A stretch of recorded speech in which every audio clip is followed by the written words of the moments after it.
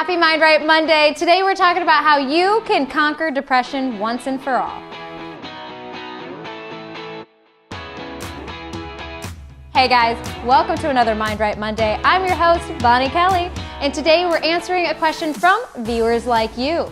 In fact, this is a question I get asked often about how do I overcome depression? Overcome it. Not just temporary solutions, temporary overcoming, but get rid of this depression once and for all. So today, hopefully our tips and tools are going to help you do just that. So let's dive right into the first thing, which is get help. It is so important to hire trained professionals to help you sort through your thoughts and feelings while giving you the skills to overcome. All right, guys, this is a big one. I cannot emphasize enough the importance of getting support, to getting help.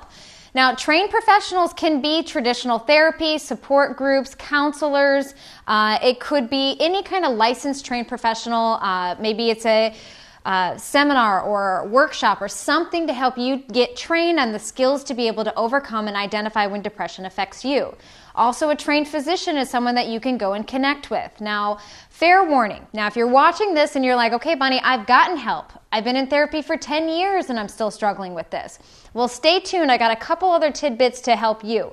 But let me talk for a quick moment about seeing these trained professionals. A lot of times they're going to find that it's necessary to give you antidepressants or some kind of substance to help you overcome. 90% of the time, the majority of the time, this needs to be a temporary solution while you're finding a long-term effect. Antidepressants, I think, are extremely important to help people who don't have, the brain is not producing the right endorphins, is not producing the right chemicals that feed your happiness and your mental and emotional well-being.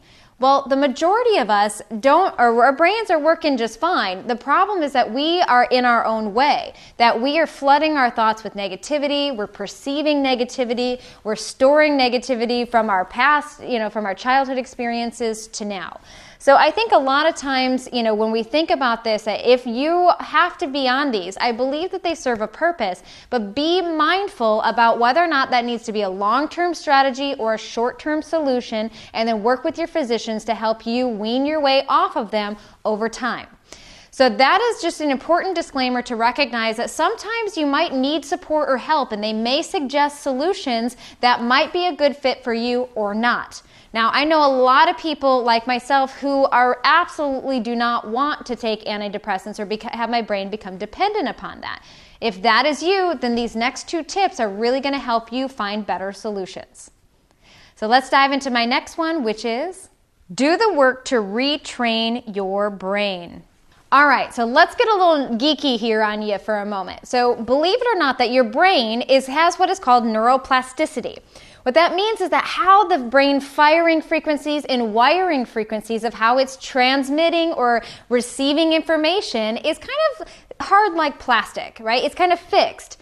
But just like plastic, it can be moved and it can be reshaped. But to be reshaped, it requires kind of different thought patterns, different workings to force it. Without new perceptions, new awareness, and new intel, the brain is going to stay fixed in the direction that it is. So I used to suffer from a lot of depression. This was kind of something that came up over and over again. Well, with good reason. I had a lot of hindrances in my life, my childhood, that trained me to feel worthless, that I wasn't enough, that I can't do it right, that I was unlovable.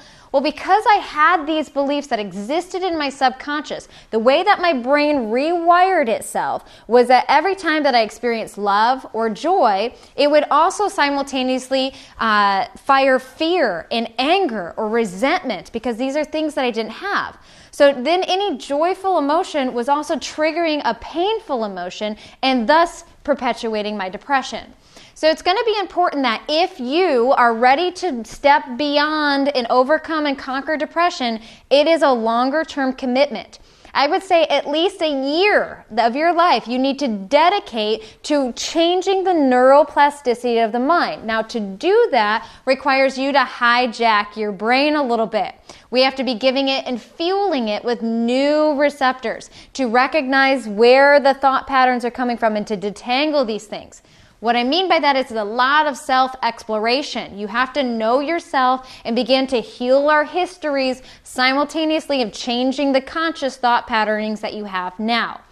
You can actually practice this through meditation, journaling exercises, mirror work, NLP techniques. Tapping is a great way to help kind of reshape the neuroplasticity.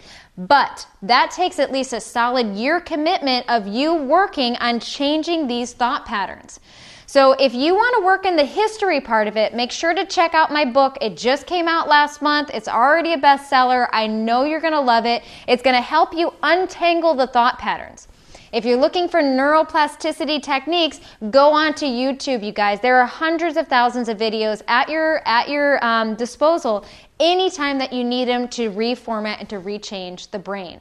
So that's going to be a huge tip in helping you to kind of change that thought pattern.